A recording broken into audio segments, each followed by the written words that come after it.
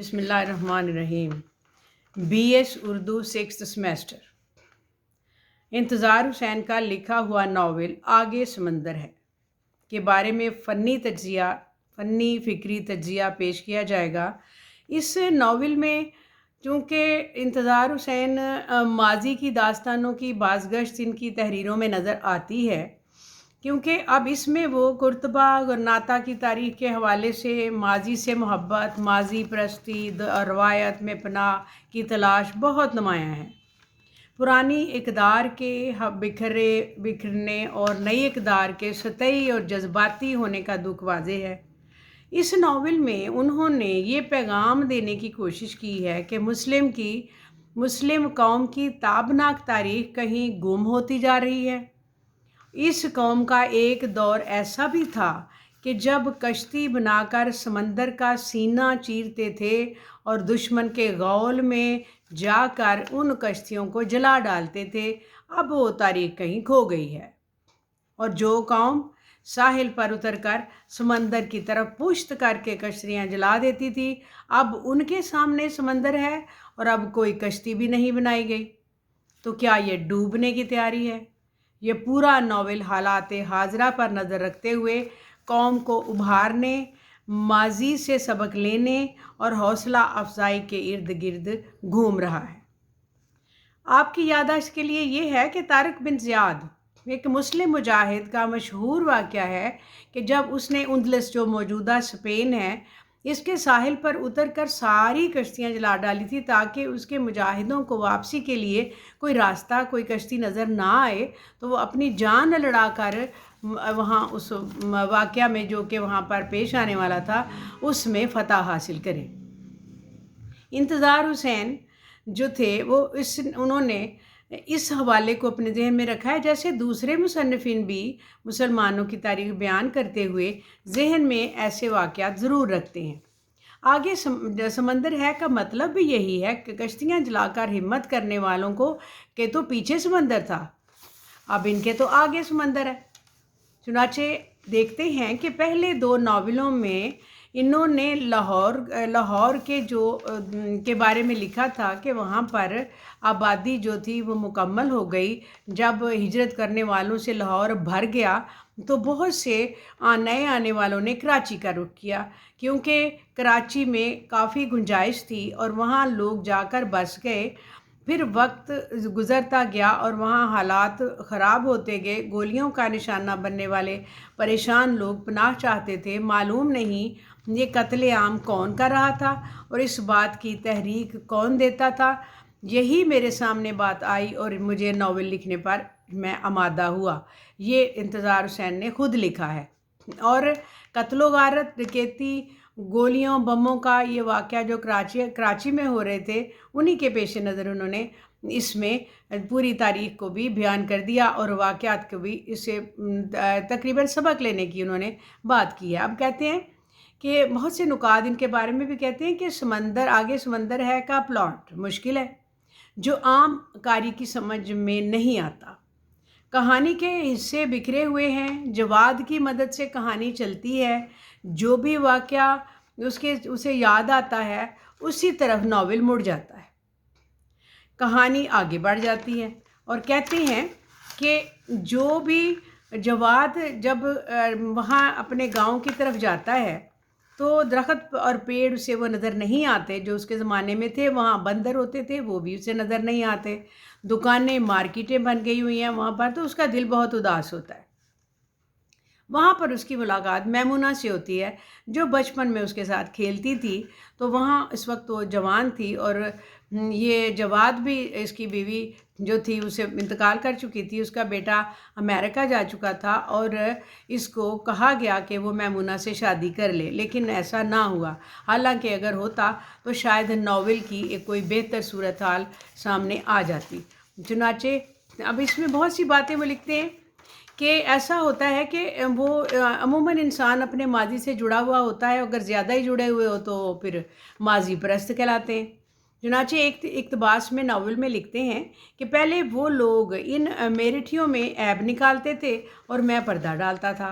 अब मैं ऐब निकालता हूँ तो वो पर्दे डालते हैं।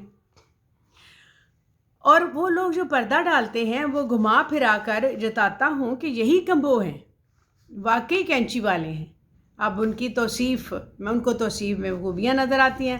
انتظار حسین اس ناول میں ضعیف الاعتقادی کا ذکر بھی کرتے ہیں، کہتے ہیں کہ اے جواد ایک بار اب ایک اقتباس میں ہے کہ ہمارا حال کیا پوچھتے ہو، جیسے ہی کالی بلی سانپ کو مارنے کی کہانیاں موجود اس میں ہیں۔ جب توصیف سانپ کو گلیل سے مارنے کی کوشش کرتا ہے تو پھوپھی اماں کہتی ہیں کہ بیٹا اگر سانپ مرا تو مصیبت، نہ مرا تو مصیبت، کیونکہ جو سانپ چوٹ کھایا ہوا ہوتا ہے وہ بدلہ لینے کی کوشش کرتا رہتا ہے، اس لیے اس قسم کی توہم پرستی کی بھی کہانیاں اس میں موجود ہیں۔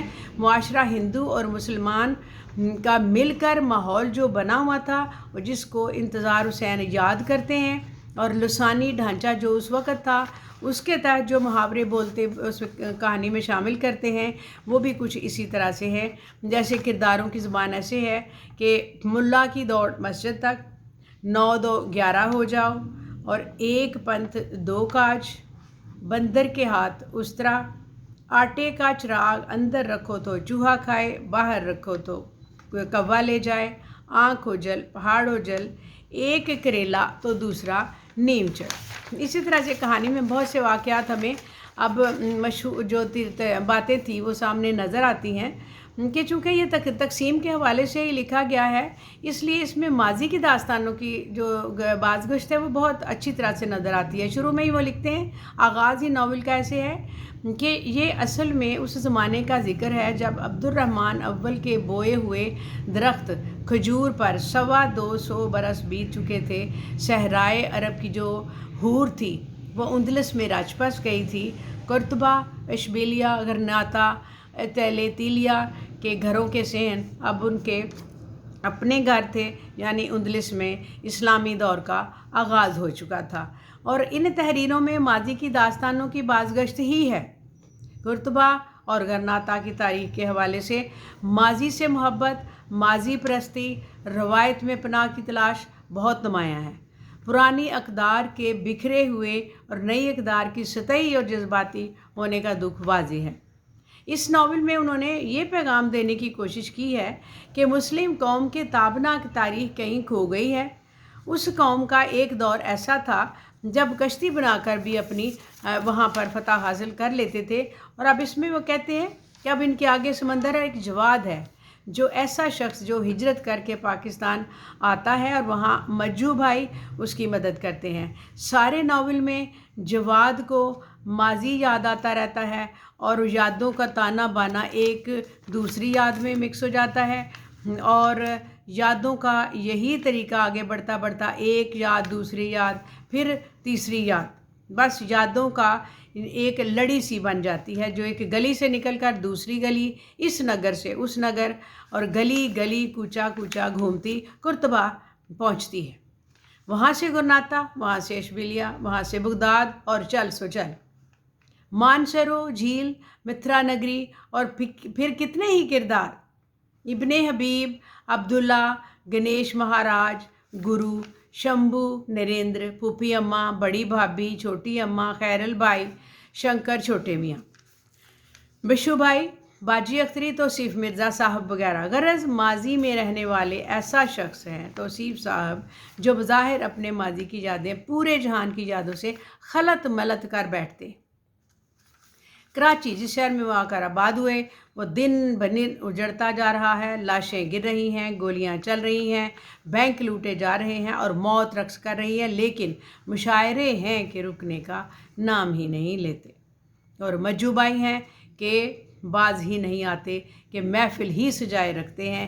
ایک گولی جواد کی نظر ہوتی ہے، ایک بمب مجو بھائی کے نام، اور کراچی کے ہجرت کر کے آنے والے بسنے والے مسائل سے اس طرح انہوں نے دو چار ہوئے ہیں کہ وہ حالات اور تقسیم سے پریشان ہیں کہ وہ یہاں آئے کیوں، ایسا ہوا کیوں، بہتر تھا کہ وہ یہاں ہجرت کر کے نہ آتے۔ اب بعض نقادوں نے انتظار حسین کو بہت سے حوالوں سے تنقید بھی کی ہے، کیونکہ ناول بہت سے پہلوؤں کو سامنے بھی لاتا ہے اور بہت سی باتوں کو ایک مزید مشکل میں پیدا کر دیتا ہے، یہ کہ عام لوگوں کی سمجھ میں آنے والا ہے، یہ ناول نہیں ہے، اور کہتے ہیں کہ ایک نوجوان نسل کے باہر جانے کا ذکر بھی اس میں موجود ہے۔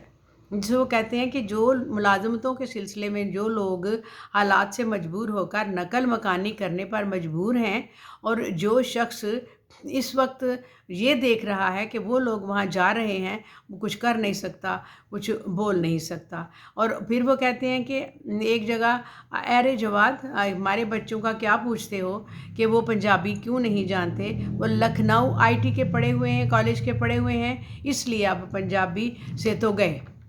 चुनाचे हालात बदलते हुए इंतज़ार हुसैन ने अपनी आँखों से देखे और हिंदुस्तान को उजड़ता हुआ अपने हाथों से देखा, आँखों से देखा, और उन्हें वो चीज़ें, हिजरत करने का जो दुख था, उन्होंने हर नावल, हर कहानी में वही हमारे सामने आया।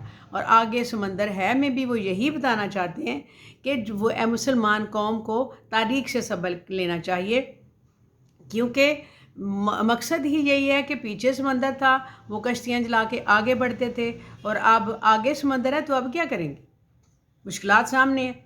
आगे समंदर, समंदर बहुत बड़ी चीज़ है, उसको अबूर करना, उसमें डूब जाना, डूब ही सकते हैं, और तो कुछ हो नहीं सकता। तो अबूर करने के लिए कश्तियाँ बनानी पड़ेंगी, वो तो बनाई ही नहीं।